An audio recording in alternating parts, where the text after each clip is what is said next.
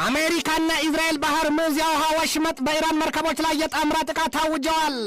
እስራኤል አለች በተናጠል መግለጫ ያሰመርኩት ቀይ መስመር የሚጣስ ከሆነ ገና በምንም ብጣሽ ወረቀት አለያም ደብዳቤ ኢራንን ከመምታት አልመለስም ብላለች። አሜሪካን በበኩሏ በደቡባዊ ኢራን ያቀድነውን ኢላማ መተናል ስትል ይፋ አድርጋለች። ይህንን ርዕሰ ጉዳይ በዓለም አቀፉ ትንታኔ ዘገባችንም መርጠን ተመልክተነዋል። ከትንታኔ ዘገባው ጋር ትዕግስቱ በቀለ ነኝ።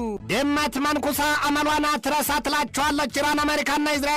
እነርሱ ሁለቱ አሜሪካና እስራኤል ደግሞ አመንዝራ ካሏት ብትቆርብማ አምኗት ይሏታል። ኢራንን ጉዳዩ የማይተማመን ባልንጀራ በየወንዙ ይማማላል ይሉትን ሆነ እንጂ ኢራን እኒያን የመሳሰሉ ታላላቆቹን የመንፈሳዊ የፖለቲካና የወታደራዊ መሪዎቿን ወዲህም ሀብትና ንብረቷን በዚህ መልኩ አታ ወደ ድርድርና ስምምነት ትመጣለች ተብሎ አይታሰብም ሲሉ ነገሩን እየመነዛዘሩ የሚያሳዩት ለቁጥር ያታክታሉ።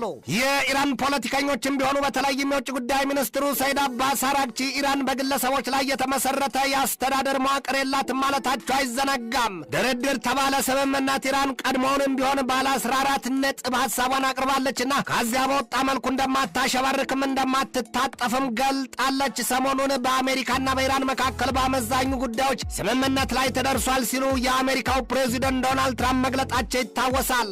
ኢራን በበኩሏ ግን በውጭ ጉዳይ ሚኒስትሯ ፈቀላጯ ኢስማኤል ባጋይ በኩል መግለጫ ስትሰጥ የለም ነው ያለችው። የለም ገና ቁልፍ በሆኑ ጉዳዮች ዙሪያ ድርድሩ አልተነካም አልተቀራረብንም ማለቷም ይታወቃል። ኢራን የተያዘባት በብዙ ቢሊዮን ዶላር የሚለካ ሀብቷ ይለቀቅላት ዘንድ የተጣለባት ማዕቀብን በነቂስ ሲነሳላት ዘንድና ዩራኒየም የማብላላት መብቷ ለድርድር የማይቀርብ ወዲያም የኒውክሌር ፕሮግራሟን ቢሆን ለሰላማዊ የኃይል አማራጭ እንደሆነና የሆርሙዝን የውሃ መተላለፊያ ወሽመጥን በበላይነት ወይም በባለቤትነት የማስተዳደሩ ጉዳይ ከእጇ እንደማይወጣ የጸና አቋሟ መሆኑን አሳይታለች። ታዲያም በዚያ ሁሉ ሂደት ሳሉ ነው እንግዲህ የአሜሪካው ፕሬዚደንት ዶናልድ ትራምፕ አመዛኝ ጉዳዮች ስምምነት ላይ ደርሰናል ያሉት። ግን ደግሞ ምን ያደርጋል ትናንት ለዛሬ አጥቢያ ሌሊቱን የሆነው ሌላ ጉዳይ ነው። የዩኤንን ዘገባ ይላል በዛሬ ማለዳ ሰበር መረጃው አሜሪካና እስራኤል በሆርሙዝ የውሃ ወሽመጥ በኢራን መርከቦችና የሚሳይል ማስወንጨፊያ ስፍራዎችን ክፉኛ መደብደባቸውን አስረግጧል። አሜሪካ ጥቃቱን ራሴን የመከላከል ወይም ሰልፍ ዲፌንስ ብለዋለች። በዚያ የአሜሪካና የእስራኤል የጣምራ ጥቃትም ውጥረቱ መካረሩን ተከትሎ አሜሪካ ባወጣችው መግለጫ ጉድ ዲል ኦር ኖ ዲል ብላለች። አንድም መግባባት አሊያም ያለ መግባባት ወይ ደግሞ ስምምነት አሊያም መበጣበጥ መሆኑ ነው። የወደድሽው ቂጣ ሰተት ብሎ ወጣ ይሏል። አሜሪካ ያለመችውና ያቀደችውን ጥቃቷን ከፈጸመች በኋላም በኢራን ዩራኒየም ማብላላት ጉዳይም ጥብቅ ማስጠንቀቂያ መስጠቷን ነው ዘገባው በዝርዝሩ ያተተው። የአሜሪካ ሹማምንት ጥቃቱን ተንተርሰው በሰጡት ማብራሪያም ቢሆን በዚያ የሰፈረውን የጦር ኃይላችንን ከድንገተኛ ጥቃት ለመታደግ የወሰድነው እርምጃ ነው ብለዋል። የአሜሪካና የእስራኤል የጦር አውሮፕላኖች በተለያዩ የኢራን መርከቦች ላይ የእሳት አበላቸውንና ማዕታቸውን ያወረዱት ደግሞ የአሜሪካው ፕሬዚደንት ዶናልድ ትራምፕ በኢራንና በአሜሪካ መካከል ለጥሩ ስምምነትና መግባባት የተቃረበ ተስፋ አለ ሲሉ መግለጫ ከሰጡ ከጥቂት ጊዜ በኋላ ነው። እንደ ኢራኑ የዜና ተቋም ኒውስ ሰፊና ዝርዝር ዘገባ አሜሪካና እስራኤል ጥቃቱን የፈጸሙት በሆርሙዝ የውሃ ወሽመጥ በምትገኘው የላርክ ደሴት ነው። በዚያ የሁለቱ ሀገራት የጣምራ ጥቃትም በርካታ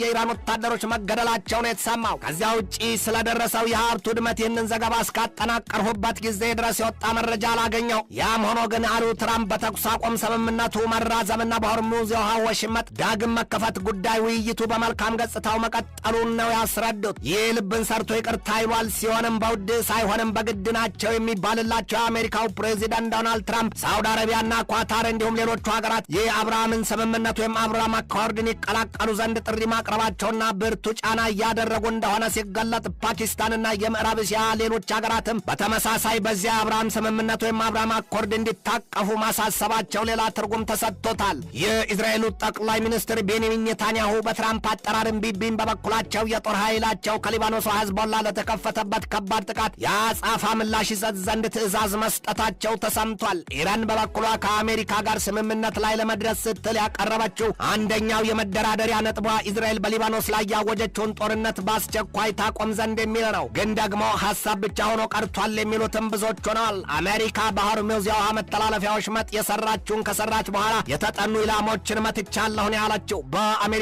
ጦር ኃይል የማዕከላዊ ዕዙ ባወጣው መግለጫው በአሜሪካ ጦር ኃይል ላይ ስጋት የነበረውን የኢራንን ኃይል ሰብረነዋል ነው ያለው። የማዕከላዊ ዕዙ አፈቀላጤ ቲሞቲ ሃውኪንስ በሰጡት ማብራሪያም በኢላማ ቀለበታችን የገቡት የኢራን ሚሳይል ማስወንጨፊያ ስፍራዎችና የኢራን የጦር መርከቦች ናቸው ሲሉ አስታው አስታውቀዋል። የኢራን አብዮታዊ ዘብ ኃይል በበኩሉ ባወጣው መግለጫ በሆርሙዝ የውሃ መተላለፊያ ወሽመጥ የምትገኘው የወደብ ከተማ ባንዳር አባስን በከፍተኛ ፍንዳታ መናጧን ሲያሳይ የኢራን አየር መከላከያዎች ግን ጥቃቱን መመከታቸውን ምን ያብራራው። በዚያም መነሾ ምን ያህል ጉዳት እንደደረሰ የተሰጠ የወጣ ግልጥ መረጃ የለም። አሜሪካና ኢራን የተኩስ አቁም ስምምነት ላይ ከደረሱም በኋላ ቢሆንም መማታታቸው አይዘነጋም። በግንቦት ወር መጀመሪያ ላይ አሜሪካ የኢራንን ጦር ኃይል ስታጠቃ ኢራን ደግሞ በአጻፋ ምላሿ በሰው አልባ የጦር አውሮፕላኖች ወይም በድሮንስ የአሜሪካን መርከቦች ማጥቃቱ አይዘነጋም። አንቺም ውርነሽ እኔም አንካሳ ተገናኝተናል መሳ ለመሳ ይሉትን አሊያም አወኩሽና ኩሽሉትን ያስታውሷል። ኢራን ትናንትና ሰኞ የመጣባትን የማታውቀውንና የጠላት ያለችውን አንድ የሰው አልባ የጦር አውሮፕላን ወይም ድሮን መታ ማጋየቷን አስታውቃለች ሲል ሬውተርስ ዘግቧል። የአሜሪካው ፕሬዚደንት ዶናልድ ትራምፕ በቅርቡ በሰጡት ማብራሪያቸው አሜሪካና ኢራን ከስምምነት ላይ ለመድረስ መቃረባቸውና በሀገራቸው በኩል ግን ያንን ያህል የሚያስቸኩል ነገር እንደሌለ መናገራቸው አይዘነጋም። እባብ የልቡን አይቶ እግር ነሳው ይሏል። እስራኤልን በወገኗ ቀይ መስመር ስትል ያሰመረችው ጉዳይ የሚጣስ ከሆነ ስትል በየትኛውም ብጣሽ ደብዳቤ ወይም ወረቀት በኢራን ላይ የምትፈጽመውን ጥቃት እንደማታቆም ነው ያስታወቀችው። የእስራኤሉ ጠቅላይ ሚኒስትር ቤንያሚን ኔታንያሁ ይላሉ ለዓመታት በዘለቀው ዕቅዳቸው አንድም እስራኤል ወይም አሜሪካ አሊያም እንዳሁኑ ጣምራ ፈጥረው የኢራንን የኒውክሌር ፕሮግራም ያወድሙና ራሷን ሀገሪቱንም በቦምብ ያተጓት ዘንድ ማወትወታቸውን እንደ አውሮፓውያኑ አቆጣጠር በ2023 ታርጌት ተህራን በሚል ርዕስ የታተመው መጽሐፍ ይገልጣል። እንደ አውሮፓውያኑ አቆጣጠር በ2024 ከቶም የማይታመን ዜና ተነገረ ይላል። እስራኤል ኢራንን 3 ጊዜ በቦምብ አጎነቻት የሚል አራተኛውንም በዚያው በ2024 ሚያዝያ ወር ፈጽማለች ሲል ያሳያል። እስራኤል በጥቃቶቿ ሁሉ የኢራንን የባለስቲክ ሚሳይልና የኒውክሌር ፕሮግራም ማጥቃቷ ይነገራል። የጦር መሳሪያ ጠበብቶቹም ግን ይላሉ የኢራን የኒውክሌር ፕሮግራም እንዲህ እንደሚታሰበው በዋዛ ሊመታ አይችልም። እስራኤልም እንደ አውሮፓውያኑ አቆጣጠር በ1981 የኢራቅን የኒውክሌር ፕሮግራምና በ2007 የሶሪያንም ደብዛውን ማጥፋቷ ይታወሳል። ተህራን ግን ፈጽሞ እንደነዚህ ሀገራት አይደለችም ይላል ዘገባው። በጣም ብልጥና ወዲህም ጠንቃቃ ናት ይላታል ኢራንን። ያቺ ሀገር ፋርሳዊቷ ኢራን የኒውክሌር ፕሮግራሟን በደርዘን በሚቆጠሩ የተለያዩ ክፍሎቿ የምድሯን ከርስ ቦርቡራና በቅርጣን ለስና ሰግጣቸዋለችና እነዚያ ኢራን የኒውክሌር ፕሮግራሞቿን የሸሸገችባቸው ስፍራዎች ደግሞ የፈረንሳይን አጠቃላይ የቆዳ ስፋት 3 ጊዜ ይሆናሉ ነው ያለው ዘገባው። ኢራን ምን ያህል ሰፊ ሀገር እንደሆነችም ያስተውሏል። የጀሩሳሌም ፖስት ዘገባ ይላል ያክልናም በምንም መልኩ መቼም ቢሆን የኢራንን የኒውክሌር ፕሮግራም ለማጥቃት አየር ላይ የወጣ ፓይለት በጣም ፈታኝ ይሆንበታል። እንደ ልቡ አግኝቶ የተሳካ ጥቃት አያደርስምና ይለዋል። ለዘመናት ይላሉ የጦር መሳሪያ ባለሟሎቹና ጠበብቶቹ ወዲህም የፖለቲካው ዘርፍ ተንታኞች እስራኤል የኢራንን የኒውክሌር ፕሮግራም ልትመታው አትችልም። ያንን ለማድረግ ከቶም የተወሰነውን እንኳ ለማጥቃት ከርቀቷ የተነሳ በአየር ላይ ሳሉ ነዳጅ የሚሞሉ ከርሳሞቹ አውሮፕላኖች ያስፈልጓታልና ያም ሆኖ ደግሞ የኢራን የኒውክሌር ፕሮግራሞች የተወሳሰቡና የተሰወሩ በመሆናቸው ቀንቷት ያቀደችውን ውድመት ለማድረስ ይቸግራታል ሲል ያሳያል ዘገባው። እስራኤል እጇን ቢሉ ልቧን ከኢራን አሳርፋ መቀመጥ አትችልም የሚሏታል። ምክንያቱ ደግሞ ከ150 ሺህ በላይ ሮኬቶች በኢራን ከሚደገፈው ሄዝቦላ ከሳምባ ላይ ተነጣጥረውባታልና ወዲያም ከሐማስ ቢሉ በኢራቅና በሶሪያ ካደፈጡት ታጣቂ ኃይሎች ለአፍታ ቅጽበት ረፍታ አታገኝም። አሜሪካና እስራኤል ተቀናኝተው የጣምራ ጥቃት ያወጁባት ኢራን በ40 ቀናት 2600 ኢላማዎች ተመተውባታል። እንዲሁም ኢራን ወደፊትም ቶሎ የጦር መሳሪያ እንዳታመርት ሆናለች የሚል ዜና ሲራገብ እንደነበር አይዘነጋም። ታዲያ ግን ኢራን ያኔ በእነዚያ ቀናት የጦር መሳሪያዎቹ በዚያ ልክና መልኩ ከወደሙባት ዛሬ ላይ እንዴት ለአሜሪካ ጦር ኃይል ስጋት ሆነች የሚለው ጥያቄ መልስ የለውም። ውሸት ሲደጋገም እውነት ይመስላል ይሏል። እስራኤል በሊባኖሱ ተዋጊ አንጃ ሄዝቦላ ላይ በያዘችው ተደጋጋሚ ጥቃት ሄዝቦላ ቀድሞ ከነበረው